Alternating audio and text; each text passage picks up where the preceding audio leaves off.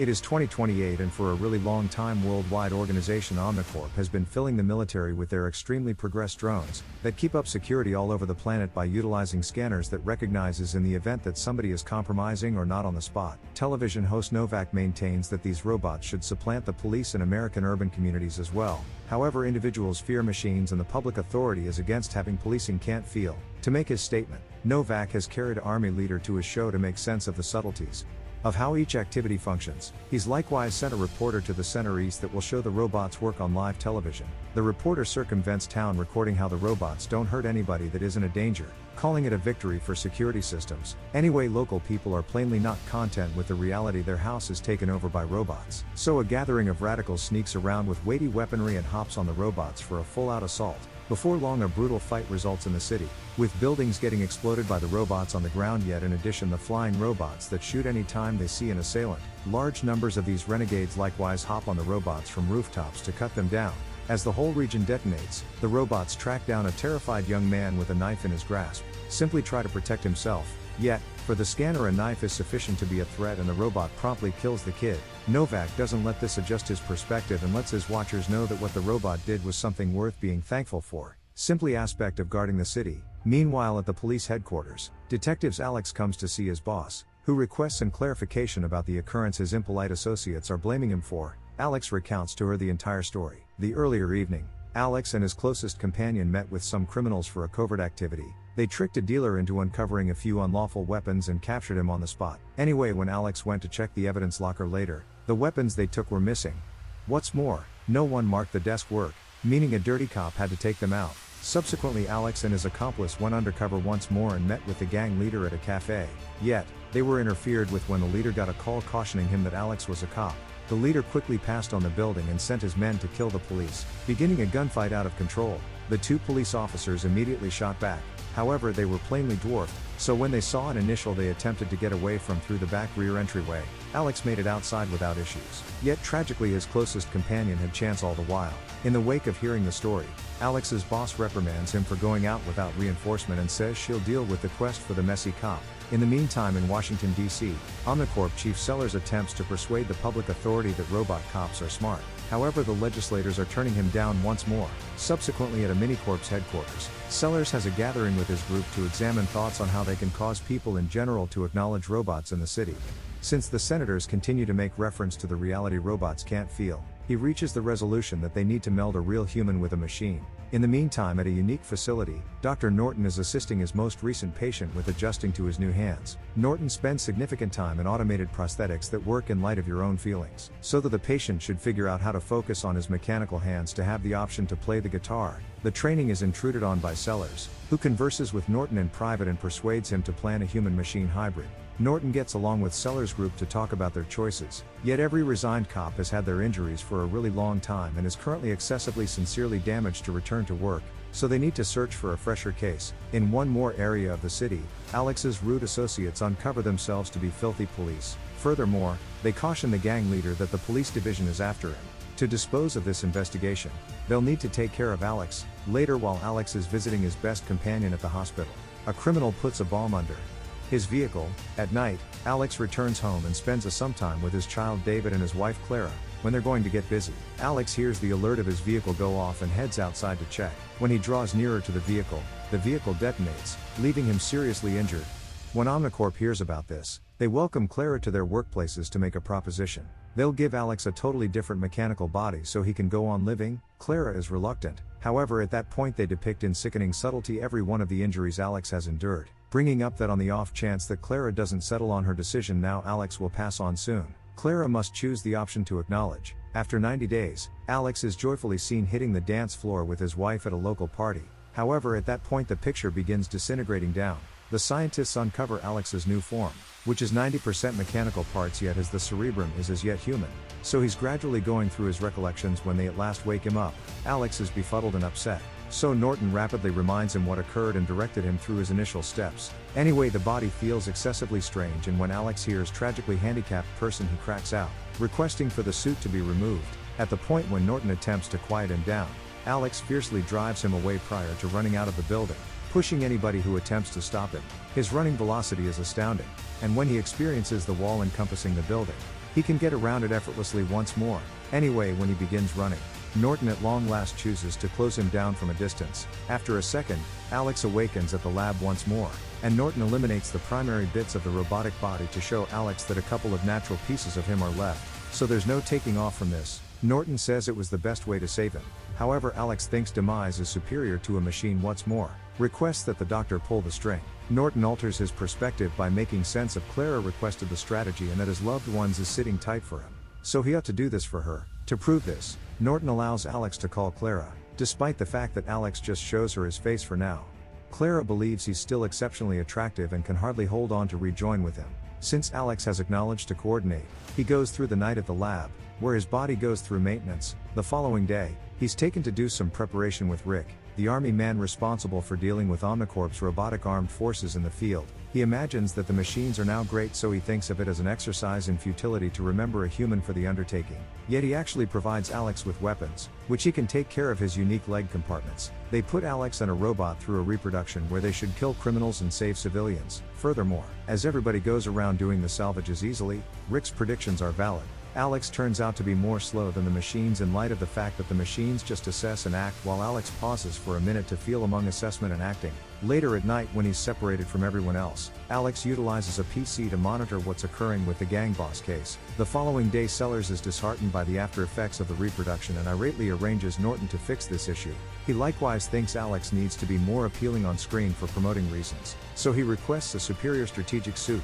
Later at the lab, the doctor opens Alex's head and does a few changes to his mind that will make him think he actually has choice, yet the machine will be really the one acting. Alex is likewise given a total makeover. Presently his armor looks black and slick. Thereafter they carry Alex to an abandoned building for another test. This time he should conflict with Rick, an army of robots alone. Utilizing his visor to check the region and with remarkable reflexes, Alex rapidly evaluates the circumstance and makes a move, taking shots at each and every robot decisively. He's also find cover and stow away when he's shot at, so he never gets injured. Individually every one of the robots go down and eventually, just Rick is standing. So Alex shoots at his exoskeleton armor to take the success. All his response times are great and he never thinks the machine is doing the picking, so the examination is viewed as a success. In a little while, Norton brings Alex back home so he can at last see his loved ones. He's fairly anxious and needs to pause for a minute to accumulate boldness. Yet when Clara sees him, she goes ahead of him. David is a piece vigilant. However, after Alex allows him to contact the cool mechanical parts, David says he's glad to see him and that he's been recording a few games to observe together. Sadly, Alex can't remain in light of the fact that he should go through the night in the lab for maintenance. At the point when he gets back to the base, Alex meets his best companion, who has at last recuperated, and he vows to get individuals that hurt him. A couple of days after the fact, Sellers is anxious to acquaint Alex with the residents in a major public occasion. Norton started moving every one of the records of crimes and criminals in 2011. Alex accumulates admittance to each and every surveillance camera in the city. The data is a ton to deal with by a human cerebrum, and when Alex sees the recording of the blast of his vehicle, he has a seizure and drops. Norton doesn't figure they ought to have a public interview today, yet the OmniCorp group powers Norton to fix the issue. Having no way out, Norton throws everybody out with the exception of his partner and continues to stifle Alex's feelings, passing on him to behave like a real chilly robot. Presently they can wrap up downloading the entire dataset easily. When they go to the show, Alex focuses on his obligation and overlooks his wife and companions, just considering faces to be criminals or civilians and not friends and family.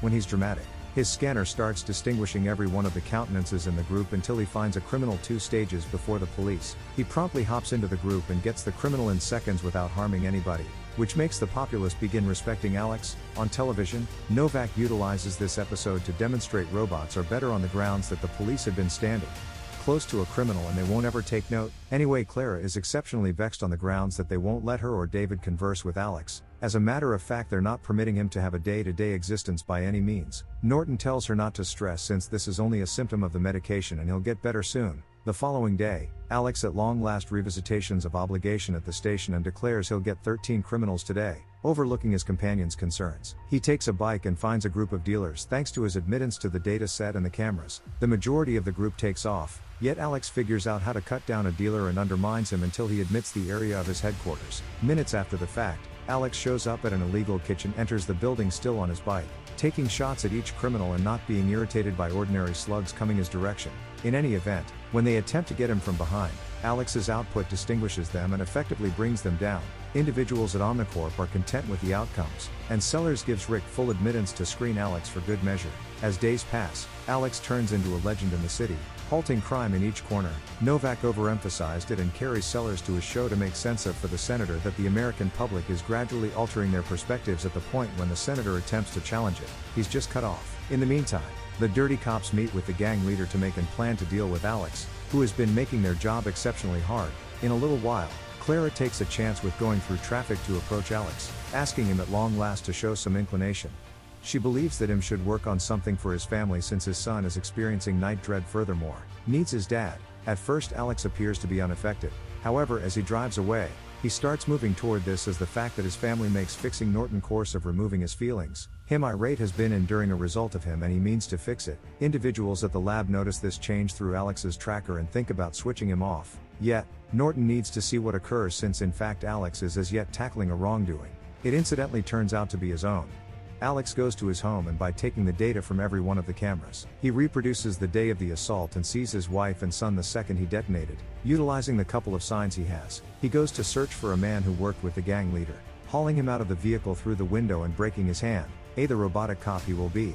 He looks for security film and finds David had seen the vehicle blast, which left him damaged. Realizing this about his child truly disturbs Alex's humankind and gradually his cerebrum starts Lex steps on it to make him hurt more, and the criminal gives him the telephone number of the leader's driver. Subsequent to locating the sign of his last call, he tracks down the specific area of the gang's base. While Alex advances there, cops at the station discover that Alex is out there addressing his own crime, and soon the gang leader is educated that Alex is pursuing him.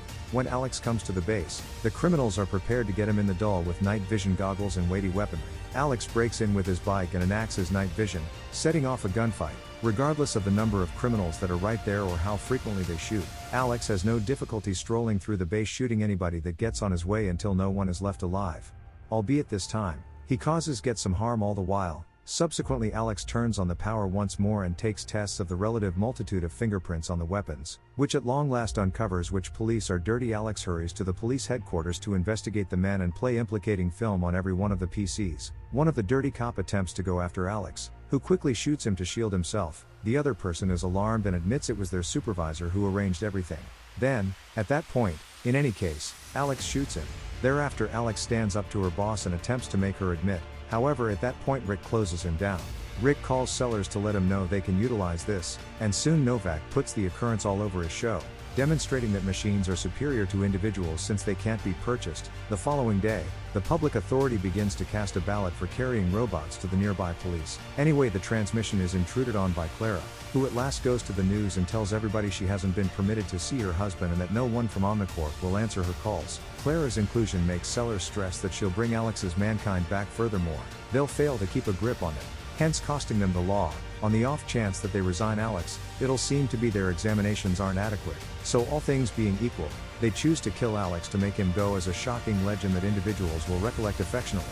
Sellers reaches out to Norton to arrange him to make it happen, and when an irate Norton declines, Sellers gets him over by proposing to back his research center for quite a long time. Norton winds up tolerating, yet provided that Sellers repays Alex's family also. Subsequently, Sellers advises Rick to prepare his robots. While the law gets endorsed by the senators, Sellers meets with Clara and David and makes they think Alex is as of now dead. At the lab, Norton shows up to find there are as of now soldiers there requesting to see Alex, so he takes off as they open fire on him. Norton comes to Alex first and enacts a button that makes Sellers believe he's dead. Anyway, Alex actually awakens. It turns out Norton removed his transmitter so no one approaches his vitals and they can't switch Alex off at any point in the future. After Alex rapidly shoots the two soldiers, Norton informs Alex regarding the entire arrangement, and Alex concludes he should kill Sellers, ignoring Norton when he tries to stop him. As he takes the roads on his bike, Rick sees him from his vehicle and cautions Sellers, who was going to declare Alex's demise on stream. His guard quickly take him, Clara, and David to the rooftop to wait for a salvage helicopter. In the interim, Norton goes to the police to track down Alex's dearest companion and requests his assistance. At that point, Alex shows up at OmniCorp headquarters and finds it encompassed by Rick's robots also. A few guards. Alex thumbs down a guard in one moment to make the others give up. Then, at that point, he breaks into the structure, utilizes his bicycle and starts a gunfight with different robots. Dissimilar to ordinary criminals, the robots are greatly improved, equipped and have better reinforcement, so Alex experiences difficulty battling them. He continues to get hit by heavy slugs.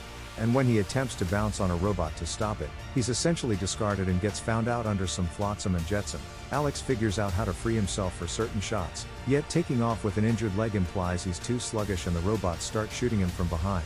At that point a police truck breaks into the building, and Alex's dearest companion strolls before him, making the robots quit shooting since cops are protected in the system. This allows Alex the opportunity to get away from through a back passageway. More profound in the structure, Alex tracks down Rick and attempts to shoot him, but the framework has Rick named harmless furthermore, will not permit Alex to hurt him. Rick has a great time shooting Alex with advance notice shots, and when he's prepared to shoot him for good, Alex's best companion appears and kills Rick first. Prior to kicking the bucket, Rick shoots him back, so Alex hurries to mind his companion. Fortunately the wound is non-fatal and they simply have to hang tight for the emergency vehicle. Next Alex goes to the rooftop, and when the helicopter sees him, it takes off without getting the gathering. Sellers is sure that Alex can't go after him since he's customized as harmless as well. However, seeing Alex battling his programming, Sellers takes steps to dispense with Clara and David for good measure. This is more regrettable on the grounds that Alex's affection for his family permits him to supersede his program for good and shoots in any case, eliminating Sellers as the man returns the shot. Alex tumbles to the ground and his family hurries to beware of him. However, he guarantees them he's fine. In a little while, Norton gives Alex back the model body and illuminates him that from now he is permitted to invest energy with his family. Meanwhile, journalists on television program that the public authority is all the more certain now that robots shouldn't be permitted in the city and the law is dropped, particularly when Norton acknowledges to affirm what's more, concede all that he did was off base. Novak is angry and blisters before the camera, reminding the public that the USA is as yet the best country on the planet. The end. If you like this story, please subscribe to the channel and like it to motivate me to bring you more stories like this.